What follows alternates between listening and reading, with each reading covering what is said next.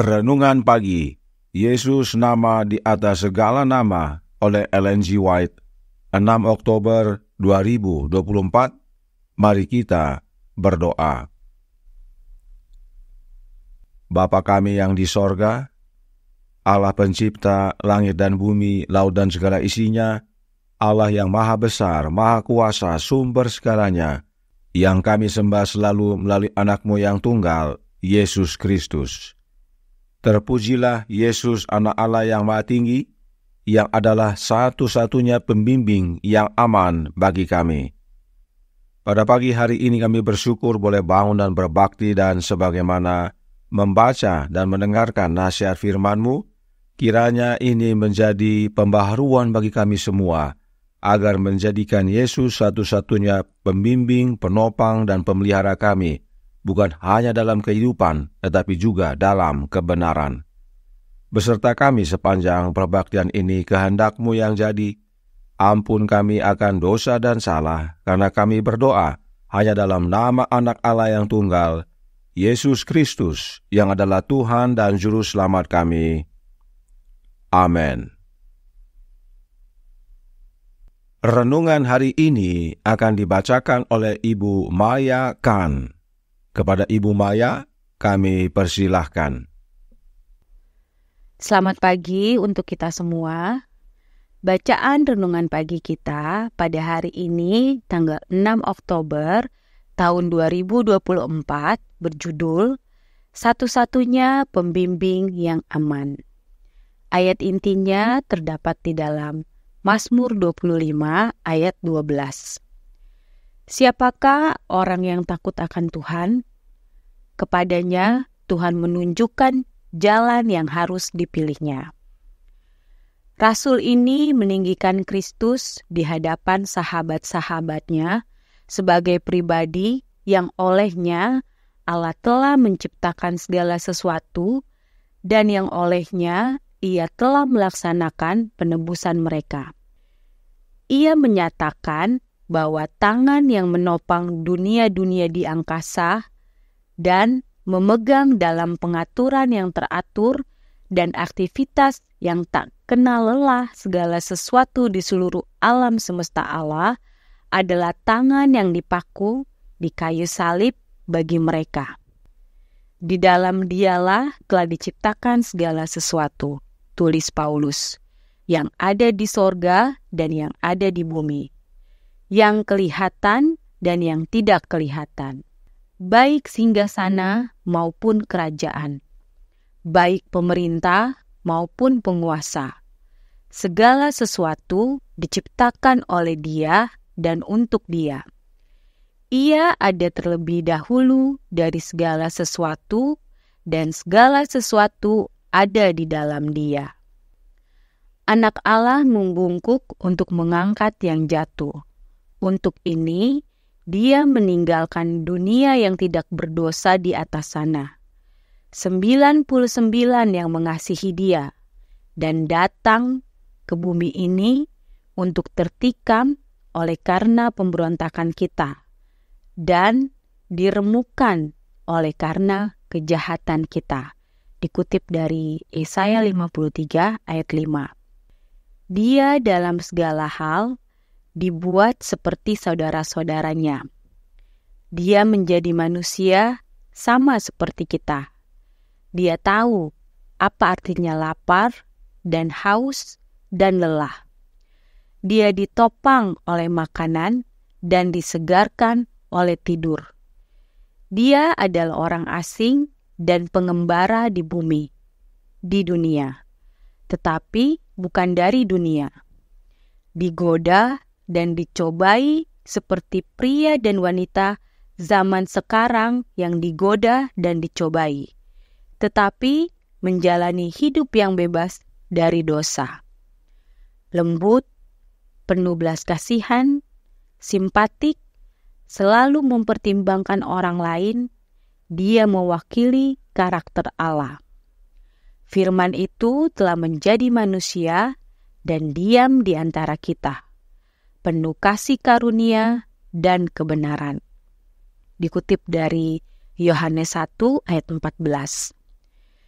Dikelilingi oleh praktik dan pengaruh kekafiran, orang-orang percaya di Kolose berada dalam bahaya untuk menjauh dari kesederhanaan Injil, dan Paulus dalam memperingatkan mereka terhadap hal ini, mengarahkan mereka kepada Kristus sebagai satu-satunya pembimbing yang aman. Karena aku mau supaya kamu tahu, tulisnya, betapa berat perjuangan yang kulakukan untuk kamu, dan untuk mereka di Laodikia, dan untuk semuanya yang belum mengenal aku pribadi, supaya hati mereka terhibur dan mereka bersatu dengan kasih, sehingga mereka memperoleh segala kekayaan dan keyakinan pengertian dan mengenal rahasia Allah, yaitu Kristus, sebab di dalam Dialah tersembunyi segala harta hikmat dan pengetahuan. Dikutip dari The Acts of the Apostles, halaman 471 sampai 473. Demikianlah bacaan renungan pagi kita pada pagi hari ini. Tuhan Yesus memberkati. Terima kasih atas penata layanan Ibu Maya. Tuhan Yesus memberkati. Selamat pagi saudaraku dalam Tuhan. Mengapa Yesus disebut sebagai satu-satunya pembimbing yang aman? Karena Kolose 1 ayat 16 berkata, karena di dalam Dialah telah diciptakan segala sesuatu yang ada di sorga dan yang ada di bumi, yang kelihatan dan yang tidak kelihatan, baik singgasana maupun kerajaan, baik pemerintah maupun penguasa. Segala sesuatu diciptakan oleh Dia dan untuk Dia. Inilah ayat yang Paulus nyatakan untuk meninggikan Yesus.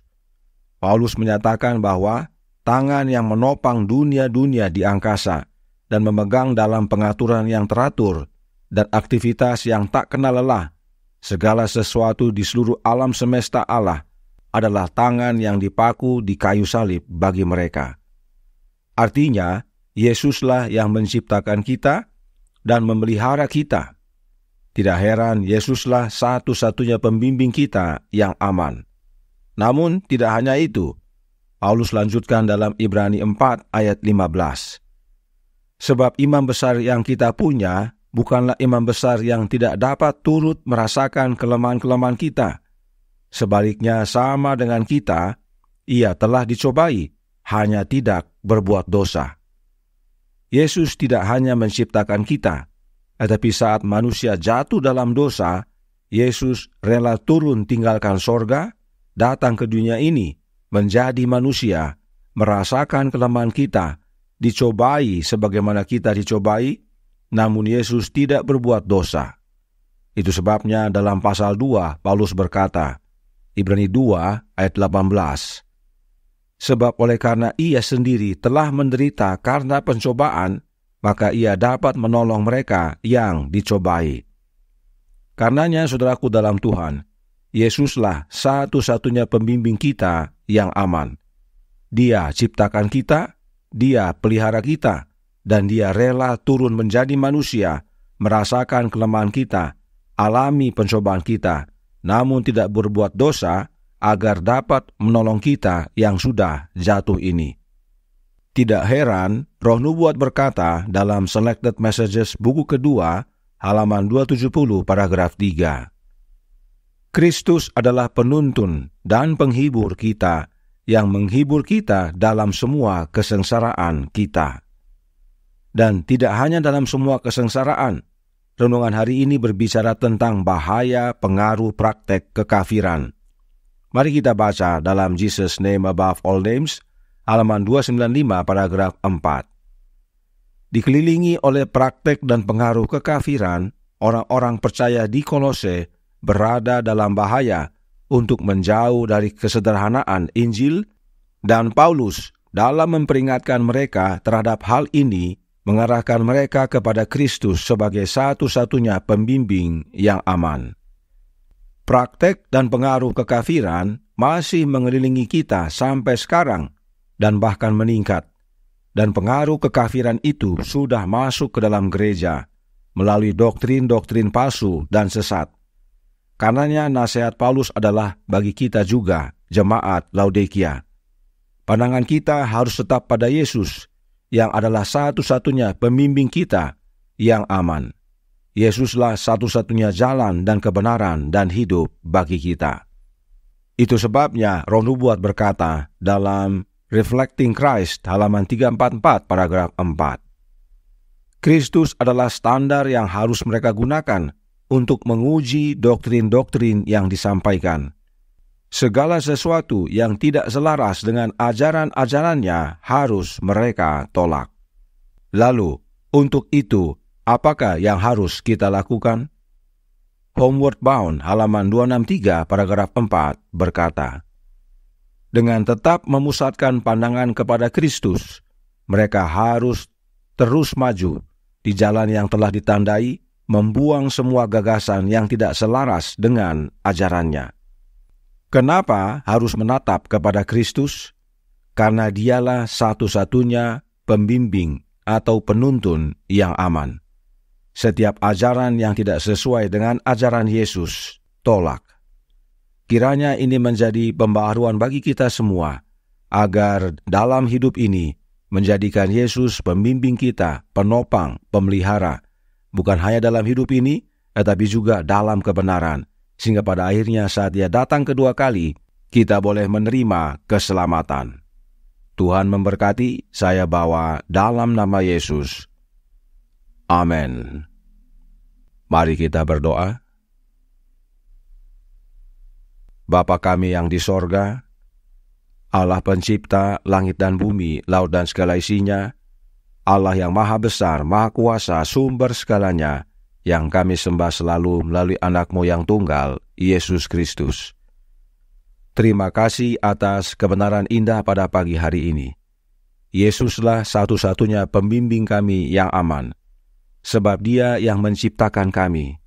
Dia bahkan rela turun menjadi manusia karena kami telah jatuh, agar dapat merasakan kelemahan kami, dicobai oleh pencobaan yang kami alami, tapi tidak berbuat dosa. Dan oleh karenanya Dialah yang layak menolong, menghibur, dan membimbing kami, sehingga pada akhirnya kami pun dapat menang sebagaimana Dia menang. Dan tidak hanya itu, Yesus juga adalah pemimpin kami, pembimbing kami dalam seluruh kebenaran, sehingga kami dapat menolak semua ajaran-ajaran yang tidak selaras dengan ajarannya. Karenanya tolong kami ya Bapa, karuniakanlah roh anak-Mu dalam hidup ini, sebab hanya oleh kehadiran Kristus dalam hati kami, itu semua dapat terjadi. Kami menjadi umat-umat yang setia hingga pada akhirnya, dan saat Yesus datang kedua kali boleh menerima keselamatan.